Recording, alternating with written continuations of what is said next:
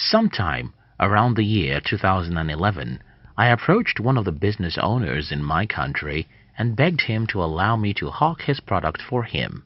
Street hawking is the lowest kind of job you can ever do, and as a result, it's the job for the poorest and the illiterate. So, how did I find myself in such a mess? Well, 3 years before this time, I had abandoned school. I had not only decided to not collect my diploma certificate from the polytechnic I went to, I decided never to have anything to do with the classroom ever again in my life. I wanted to build a company of my own, and when the business world became unbearable for me, instead of looking for a job in a bank, I decided to be a slave because I love myself so much. Yes, my decision to do the ugliest job is as a result of my great love for myself, and I'll explain some details about that soon. As I try to show you the one difficult thing every rich person does before they become rich. If you're new here, consider subscribing so that you won't miss other interesting videos like this. Now, here's the thing. If you want to be rich, you have to love yourself enough to hate yourself. I know most people love themselves, but not enough. It's because you love yourself that you eat good food. It's because you love yourself that you want to have a nice job so that you can pay your bills and be comfortable. But it is also because you love yourself that you want to protect yourself against any harm, and that's where the problem lies. You can exist for 100 years and may never leave. You can be alive and try to avoid pains. You can protect yourself so much that you only do safe things. But you can't have a meaningful life without loving yourself enough to hate yourself. You can't live until you die. Jesus Christ in the Bible gives a brilliant analogy about the seed. What happens to the seed is that for them to grow, germinate and become fruitful, they first have to die. We have to bury our seeds. They will die and grow, and it's only then they can bring forth the desired fruits. The same thing happens with your life and my life. You have to bury yourself and die before you can live the kind of life that matters. This is what most people don't want to do because they love themselves so much. Yes, most people love themselves so much, but they don't love themselves enough to hate themselves. You have to love yourself enough to bury yourself. Bury yourself with secret preparation.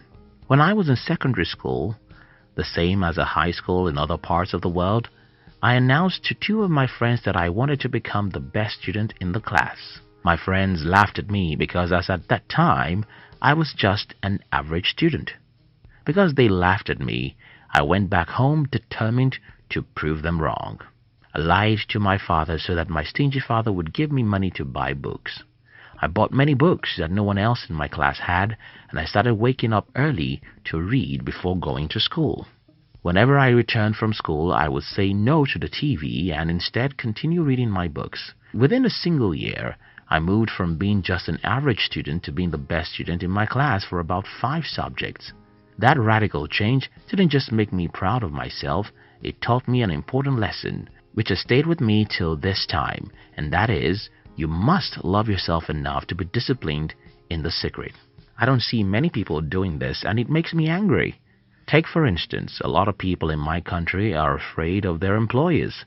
These people wake up as early as 5 a.m. because if they don't wake up early, they may not get to work on time, and that may be the end of their job. These people wear certain clothes not really because they like to, but because that's what their employer wants. My question is, why are people so disciplined in the public when these same people are not disciplined in their private matters? The reason is that people don't love themselves enough to bury themselves. You have to love yourself enough to hate yourself. You have to love yourself enough to be disciplined when nobody is watching you. You have to love yourself enough to punish yourself by yourself. Think about it. I know a grown-up adult who goes back to school because they want to have more degrees. No, these people don't love education. They only go back to school because they hope that their degrees will help them get a promotion or a better job. And in fact, these people don't care about the promotion or better jobs. They only care about the money such a job will give them.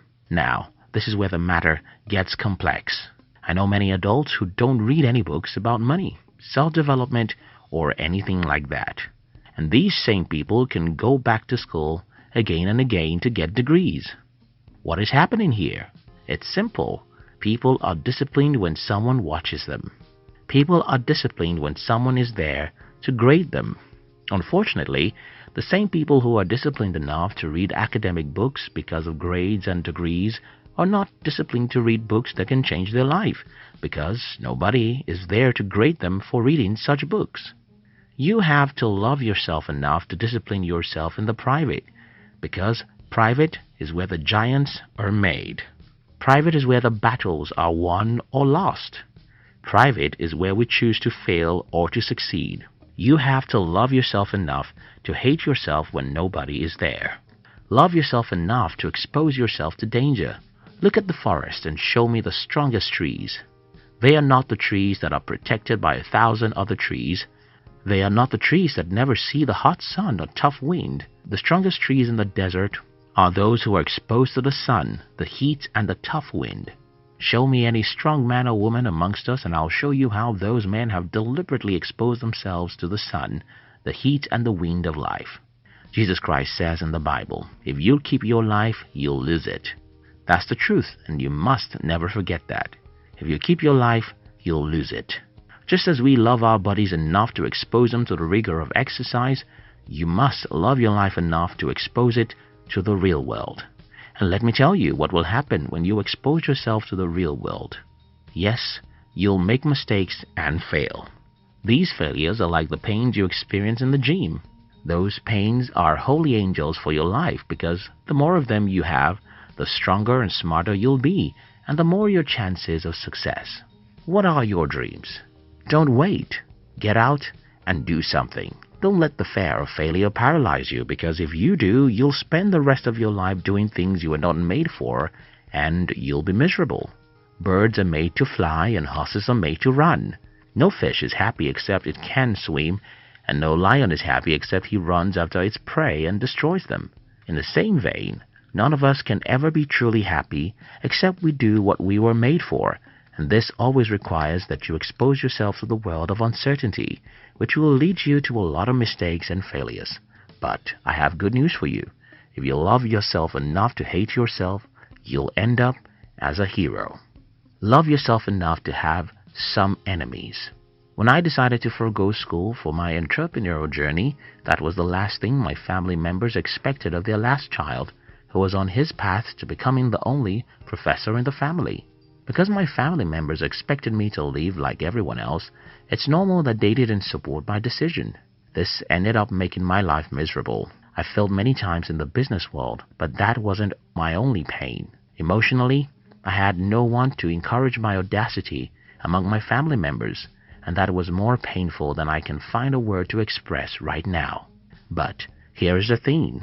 I love myself so much that I was willing to have a few enemies. You see, I've met some people who told me that the reason why they are not pursuing the dream is that certain people don't give them the support they need. You have to love yourself enough to be a lone ranger if need be. Love yourself enough to live your own life. Why do you think most people buy the things they can't afford?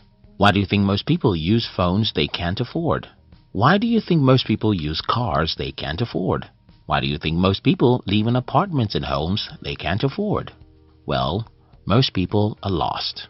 Lost in the crowd, so much that they don't have their own life anymore. You have to love yourself enough to live your life from your head, not from what the public thinks is smart or good. For example, the phone I'm using right now is an iPhone 6, which I bought as a fairly used for less than $200. Do I have money to buy the latest iPhone? Absolutely. So, why don't I buy new iPhones? Well, I'm a utilitarian, and I have to make my family and kid think the same way. I don't buy things because they are fine, sexy, or beautiful. I buy things because I need them. This mindset has helped me greatly as an entrepreneur. If I had not been utilitarian, I would not have been able to reinvest most of my income over the years, and I'll probably be broke now. I'm not preaching that you live like me. I'm only advocating that you love yourself enough to be willing to endure the ridicules of the ignorant people in society. What is the single message I want to pass through this video?